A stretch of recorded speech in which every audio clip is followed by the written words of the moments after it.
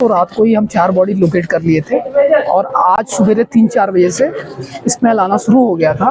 उसके बाद canine search हुआ, डॉग्स को बुला के सर्च किया गया और डॉग्स ने जिस तरफ इशारा किया, जब जहाँ से पहला विक्टिम निकला हुआ था वहीं लाइव विक्टिम वहीं पर लोकेट हम किए हैं और उसके बाद हमने खुदाई किया, जॉइंट ऑपरेशन चलाया एनडीआरएफ एसडीआरएफ ने और देन अभी सक्सेस हो गया और अभिषेक जो नाम का जो व्यक्ति था उसकी बॉडी हमने निकाला और एम्बुलेंस के हवाले किया गया। तो कैसे कितना मुश्किल था इस बॉडी को निकालना, किस हालात में ये बॉडी है? नहीं, मुश्किल तो बहुत था क्योंकि देखिए टोटली जो पेनकेक हुआ है पूरा स्लैब नीचे बैठ गया था और इसीलिए इसको सर्च करने में दिक्कत है। सबसे डाउनफॉल में ये बॉडी दबा हुआ था जिसके वजह से डॉग्स की मदद के द्वारा ये संभव हो पाया। अगर डॉग्स नहीं होते तो संभव नहीं था। तो कितना अंदर कैसे लगता है आपको, ये किस जगह पर था, जो भागने की कोशिश में था, कैसे? हाँ बिल्कुल, जिस तरफ से ये बॉडी लोकेट हुआ है उसके जस्ट बगल में ही एक कोलेस्ट्रॉल गेट था बाहर निकलने के लिए। जरूर विक्टिम बाहर निकलने का प्रयास किया लेकिन मलबा गिरने की वजह से निकल नहीं पाया, बॉडी वहीं पर बैठ गई थी। किस हालात में बॉडी फंसी हुई थी कैसे? बॉडी बिल्कुल बैठे हुए पोजीशन में ही था, जैसे कि बंदा निकल रहा था और उस पर से मलबा गिर जाए तो बह जाता है, उस तरह से बैठा हुआ था। हम परसों रात को ही हम 4 बॉडी लोकेट कर लिए। मेरा लड़का था। क्या नाम था इसका? अभिषेक। कहाँ का रहने वाला? खारड़ा जी। कितने बच्चे थे आपके और ये इसको कितने महीने हो गए थे इस काम में जुड़े हुए? यहाँ तो 4 बजे आया था जी। अच्छा, आप क्या मांग क्या कर रहे हो, क्योंकि कहीं ना कहीं गलती तो ठेकेदार किया, बिल्डिंग वाला किया जी। कोई आपका मेडिकल इंश्योरेंस हुआ था अभिषेक का, कोई मेडिकल वगैरह? हमें तो पता नहीं जी। कब लास्ट बारी कब बात हुई थी अभिषेक से आप? मेरी तो जी इसकी तो 11 बजे बात हुई थी। कितने बच्चे हैं आपके? किस ये सबसे छोटा था बड़ा था? सबसे छोटा था जी। कितने बच्चे आप? 4 बच्चे हैं जी। उम्र कितनी थी इसकी? 22 साल। मेरा लड़का था। क्या नाम था इसका? अभिषेक। कहाँ का रहने वाला? खारड़ा जी। कितने बच्चे थे आपके और ये इसको कितने महीने हो गए थे इस काम में जुड़े हुए? यहाँ तो 4 बजे आया था जी। अच्छा, आप क्या मांग क्या कर रहे हो, क्योंकि कहीं ना कहीं गलती तो ठेकेदार किया, बिल्डिंग वाला किया जी। कोई आपका मेडिकल इंश्योरेंस हुआ था अभिषेक का, कोई मेडिकल वगैरह? हमें तो पता नहीं जी। कब लास्ट बारी कब बात हुई थी अभिषेक से आप? मेरी तो जी इसकी तो 11 बजे बात हुई थी। कितने बच्चे? मैम कैसे रहा ये सारा ऑपरेशन, किस तरीके से इस ऑपरेशन को हैंडल किया और कैसे सारा ऑपरेशन जो क्लोज हुआ, क्या क्या हुआ उसमें, कितने लोग हैं? इसमें हमें इंफॉर्मेशन मिलते ही इमीडिएटली एनडीआरएफ में बहुत फास्ट मूवमेंट करके यहाँ आए हमारे पास।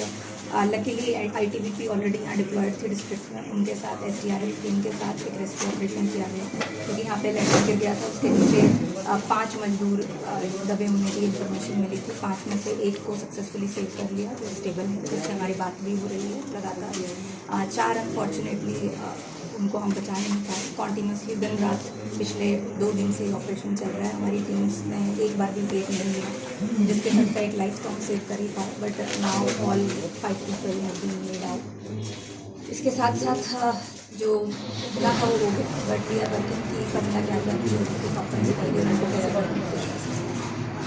कितना मुश्किल आपको लगता है अभी इस एरिया में जो ऑपरेशन करना था, जो हालात इस एरिया में थे, गलियां तंग हैं या मशीनरी का वो उपयोग उस तरीके से नहीं हो पाया, तो कैसे था, कितना मुश्किल? काफ़ी ज़्यादा डिफिकल्ट टास्क था। वैसे तो एक्सपर्ट्स हमारे साथ एनडीआरएफ थे, उन्होंने बहुत ही सारा मैनुअली करके उसको कट करके, बिकॉज ऐसे सिचुएशन में जहाँ पे ह्यूमन बींग्स ट्रैप्ड हो हम रिस्क नहीं ले सकते। अगर स्लाइटेस्ट भी पॉसिबिलिटी है होपफुल रहने की तो हमारी कोशिश यही रहती है कि किसी भी तरीके से विद डिग्निटी लाइव और डेड हम ह्यूमन को बाहर निकाल पाएँ। तो तंग गलियाँ हैं, रेजिडेंशियल एरिया है, उस करके मशीनरी वैसे भी नहीं मोबिलाइज हो पा रही थी। अदरवाइज़ भी मशीनरी थोड़ा हम गुरेज करते हैं। 2 लैंटर हैं तो काफ़ी बड़ी चीज़ थी, काफ़ी डिफिकल्ट ऑपरेशन था जितना हमने देखा है। बाकी एक्सपर्ट्स भी आपको बताएंगे।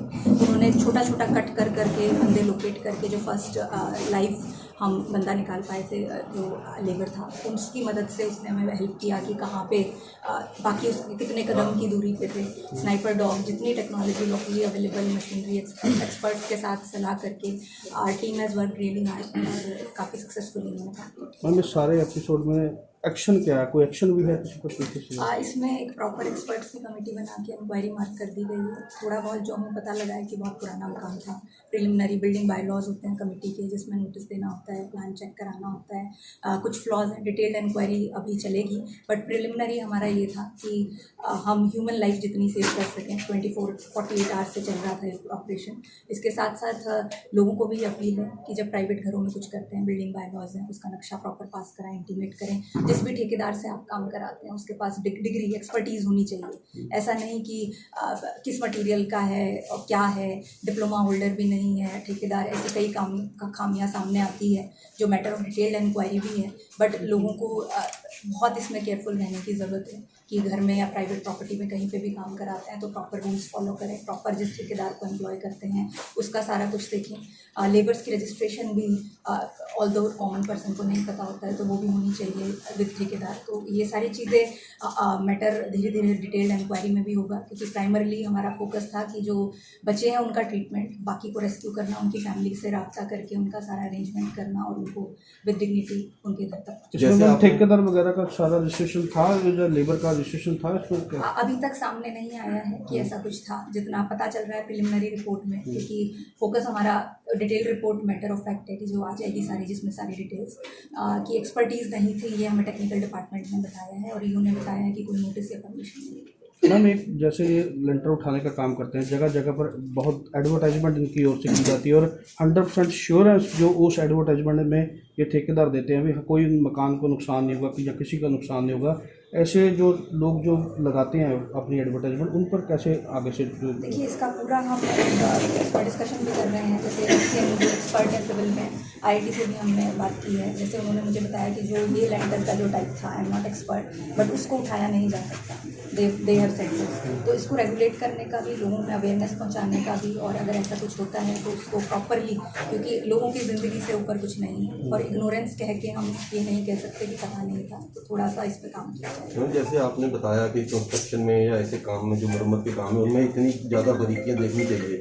ये तो काम म्यूनसिपल कमेटी का है और म्यूनसिपल कमेटी ये क्यों नहीं इस चीज़ पे रेगुलर इसको चेक करती है, अवेयर करती है लोगों को? क्योंकि आप शहर में देखें तो बहुत ज़्यादा ऐसी कंस्ट्रक्शन इलीगल कंस्ट्रक्शनें चल रही हैं। रेलवे रोड पे देख लो, ढाबे बन गए हैं, वर्कशॉपें खुल रही हैं, कोई परमिशन नहीं है। इसीलिए उसका तो चलो आई विल नॉट कमेंट। जहाँ पे है ईओ को भी पूरा सेंसिटाइज कर दिया है पूरा इसका। जब भी कोई, देखिए, मेरा मानना है कि प्रिकॉशंस और बिल्डिंग बायलॉज जब प्रॉपर्टी टैक्स देते हैं सारों को इन्फॉर्म भी किया जाता है, और इसकी अवेयरनेस भी, प्रॉपर रेगुलेशन भी, और जो हमारे एम्प्लॉयज़ हैं रेगुलरली उनका भी सारा कुछ हम इसका रूपरेखा लगा के, क्योंकि लोगों की सेफ्टी से ऊपर कुछ नहीं है, तो ये काम जिसका है वो करेंगे भी। साथ ही साथ लोगों को भी एक जागरूकता की अपील की जाएगी। किसी एरिया में जैसे ये रोपड़ में तंग गलियों में हादसा हुआ मोहल्ले में, तो NDRF की टीम ने बहुत बढ़िया काम किया, ठीक है। हमारे प्रशासन और म्यूनसिपल कमेटी के पास फ्यूचर में ऐसा कोई हादसा हो जाता है, भगवान ना करे, तो उसके रेस्क्यू के लिए क्या उपकरण उपलब्ध है? इसमें देखिए, जो लोकली मशीनरी होती है वो होती है। एक्सपर्ट टीम्स NDRF, SDRF जो डिज़ास्टर रिलीफ फोर्सेस बनाई हैं, उनकी एक्सपर्टीज़ होती है। रादर हम इसमें इनको सजेशन भी नहीं देते हैं, बिकॉज इन्होंने बहुत बड़े बड़े रेस्क्यू किए होते हैं। इसीलिए ये फोर्स बनाई गई है जिसमें लगातार काफ़ी टाइम से काम चल रहा है, चाहे फ्लड का रेस्क्यू ऑपरेशन हो या किसी और डिज़ास्टर का रेस्क्यू ऑपरेशन हो। तो दे हैव एक्सपर्टीज़। ये वाइब्रेशन भी देखते हैं, बहुत स्लो मोशन में करते हैं ना, रादर देन की जी मशीनरी तो चक दो, मतलब उठा दिया जाए कि नीचे कोई ह्यूमन है। तो they have full expertise and we have enough. Bathinda में भी जो बेस है और नालागढ़ में हमारा एडवांटेज है nearest. Immediately after our information, मतलब there was not even a minute of delay, with full machinery हमने इनको वीडियो भेजी and backup was reinforced. So